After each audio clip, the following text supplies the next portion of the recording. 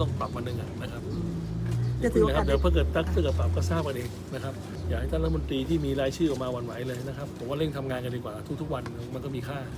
นะครับแทนที่ต้องวิ่งเส้นมาหาท่านนั้นท่านนี้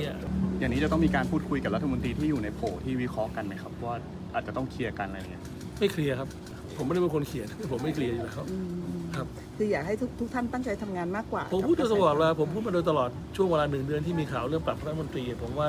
ถ้าเกิดบอกตรงกับภูมิคุ้มกันที่ดีที่สุดคือการทำงานนะครับการทำงานที่ถูกต้องดำเนินตามนโยบายของรัฐบาลนะครับ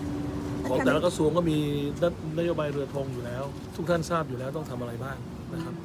ในส่วนของพรรคร่วมได้มีการส่งสัญญาณมาถึงท่านไหมคะบางพรรคก็อยากจะปรับอะไรอย่างเงี้ยก็เขาทราบอยู่แล้วก็เป็นสิทธิ์ของเขาอยู่แล้วครับถ้าเขาจะปรับเลยเขาคงมีก็อยู่ดีผมก็ไม่โทรไปถามบ้างว่าใครอยากปรับใครบ้างนะครับ